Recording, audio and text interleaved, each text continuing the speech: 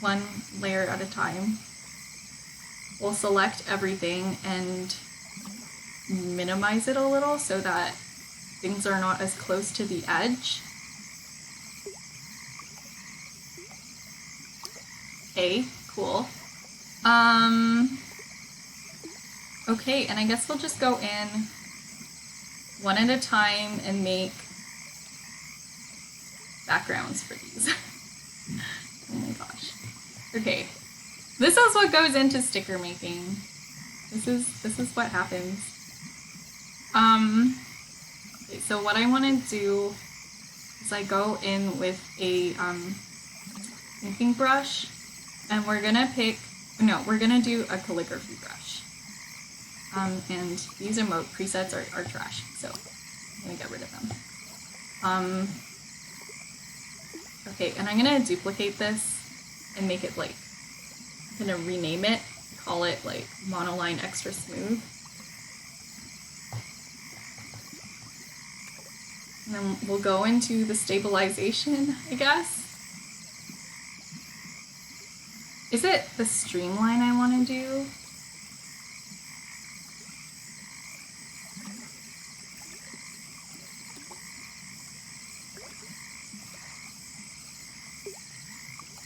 Or maybe not. Maybe I want to do more streamline. So, like,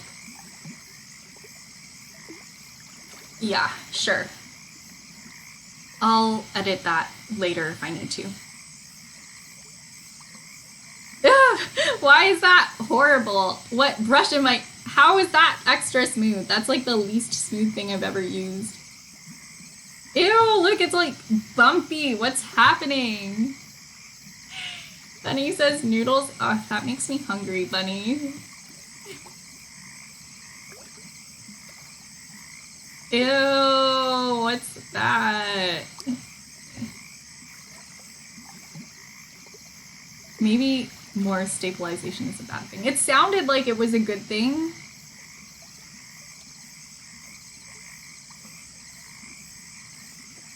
Like, why is it so lumpy there? Is it because my brush is glitching? Is that what's happening? Is that what's doing this? It's like, I don't like it.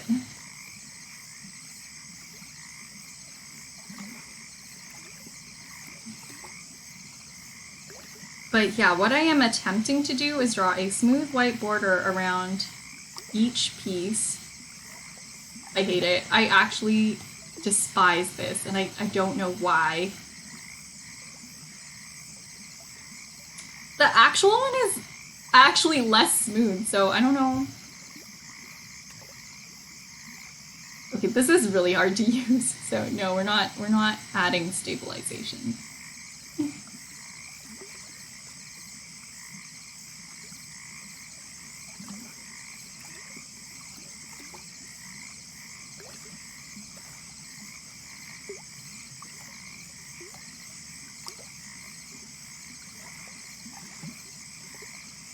No, what is that? What was that? I held the brush down too long and then it made like a polyline. I didn't want that. Who wants that? Okay, I am not going to outline this in one stroke because there's no need for that kind of suffering right now. Why am I making this so much more complicated than it needs to be?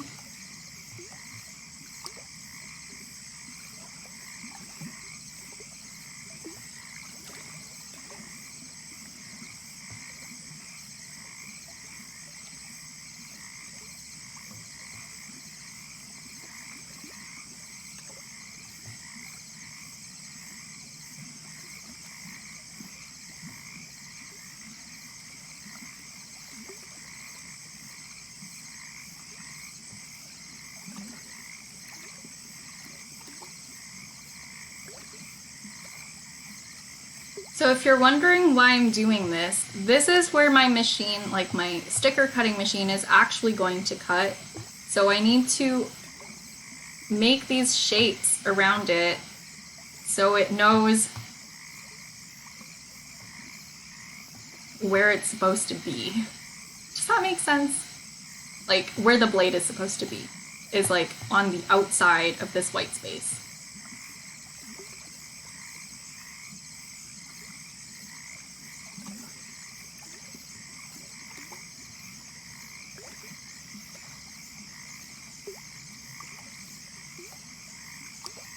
Okay, I hope this is very satisfying. No, that was not satisfying at all. Okay.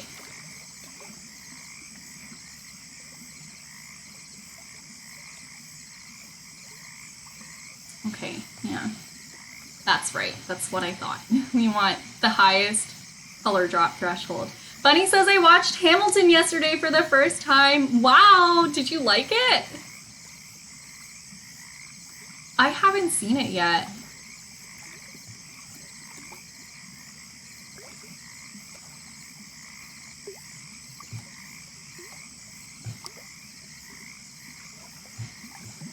You've only heard songs?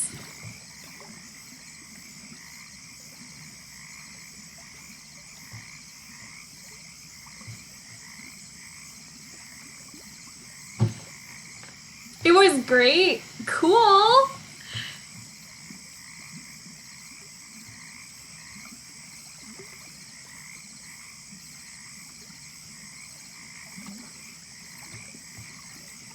I should get around to watching Hamilton.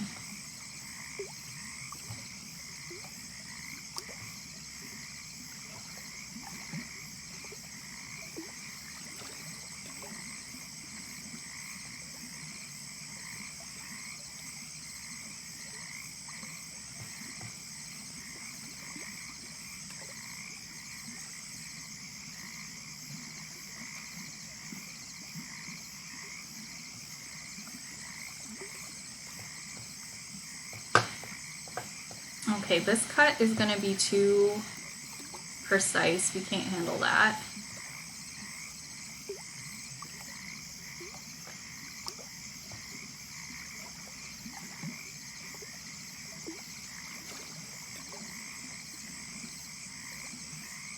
Okay, that's the first one. Why did that take so long? Okay, second one.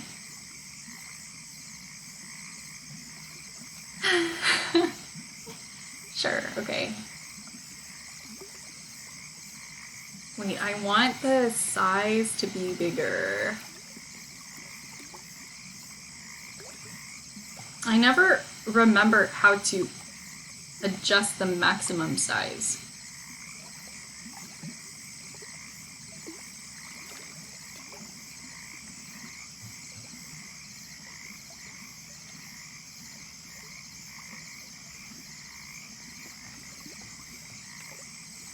Well, you know what? We'll just do an ellipse. Just tort that down a bit and to the side.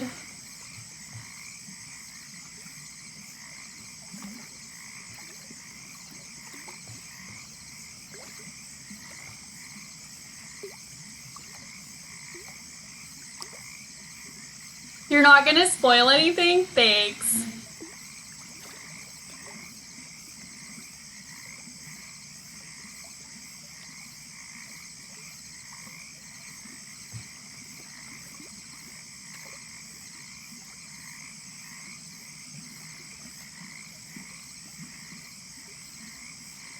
Whoa, okay.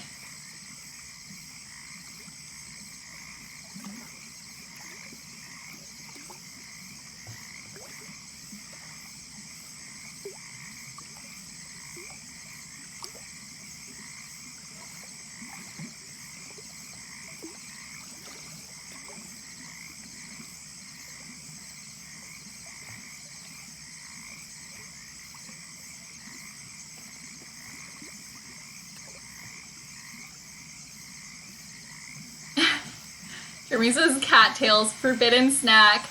Yeah. You gave them the permission to look just like hot dogs. I just... We're gonna be done with that because it kind of makes me hungry.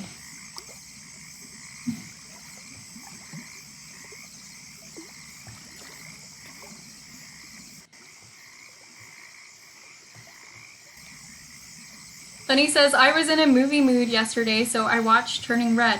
Yeah, I remember you said you were gonna. Did you like it?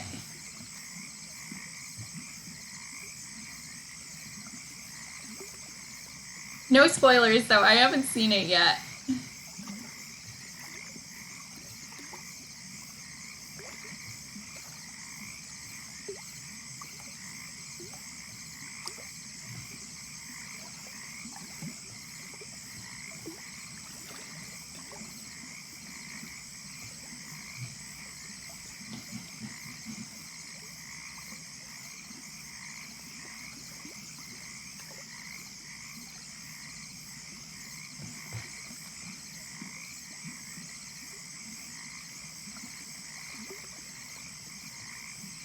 It was great. You love red pandas? Yeah. I don't think that counts as a spoiler because it's in all of the movie trailers. I think, like, the movie trailers probably spoil a lot already, though. But you just see everything, like, in the wrong order.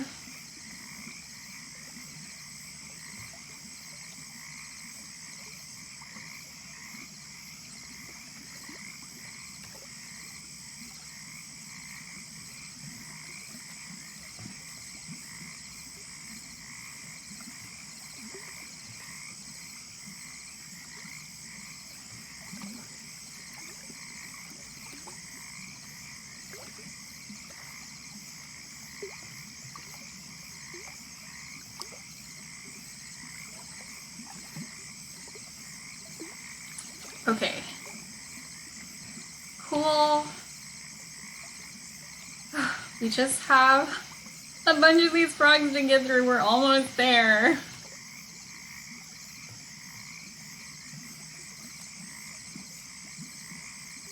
Not gonna lie, I'm really hungry, you guys.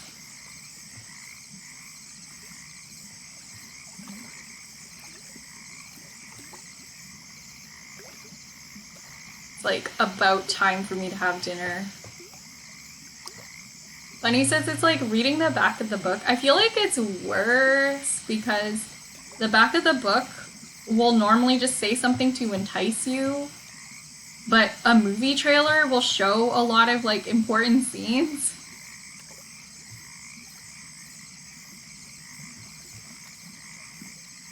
Like, I feel like movie trailers are worse for spoilers than the synopsis on a book.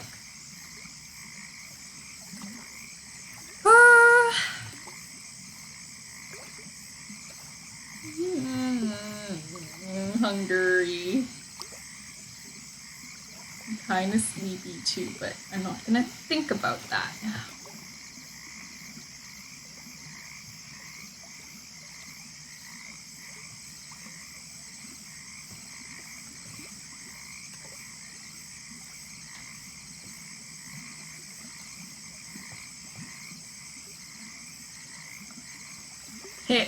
This is my favorite though.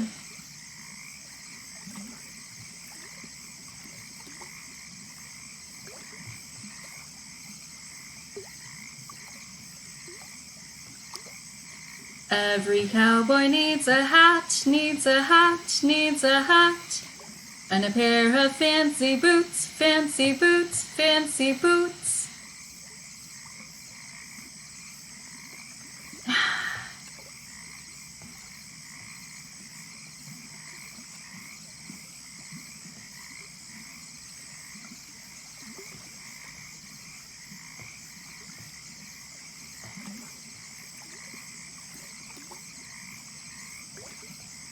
Gala says, I want a fancy hat and boots. Me too.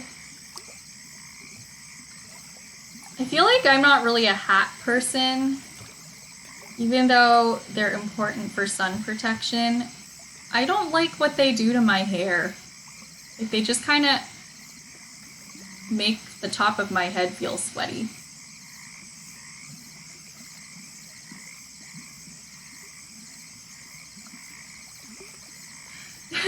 Gallus' stickers. Also, I'll be in the background. I have to finish my paper. Good luck with your paper! Oh no! Well, you know what? You did say that you don't get that much of a late penalty. So,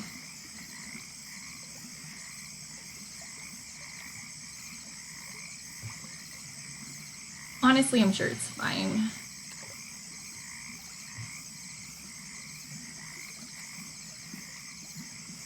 But yeah, these are some of the stickers that will be available at my show. I'm very excited.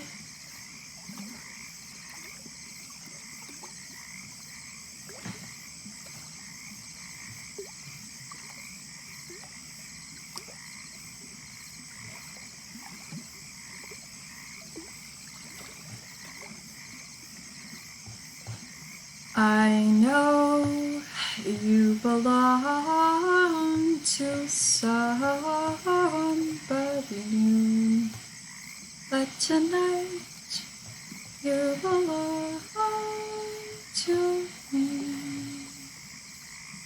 I don't know the lyrics to his song, but I do love the tune. Do do do do do do do do do do do do do do do. I feel like the stream gets more unhinged the hungrier I get. La da da da da. A last frog to make a background for.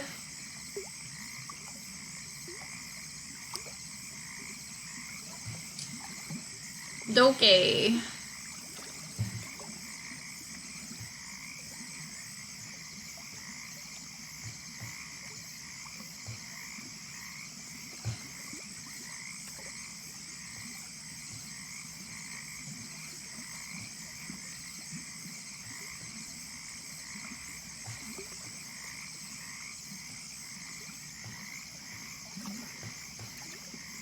Bap. Oh, we have one missing. He's right there. Okay. Well, here's the background for all of our little frogs. I'll do the formatting off stream because I want to try to print tonight. Keep an eye out on my Discord because if I do end up successfully printing, I will be posting there so that you guys can see what the finished stickers look like. Give me just 1 second, let me check something.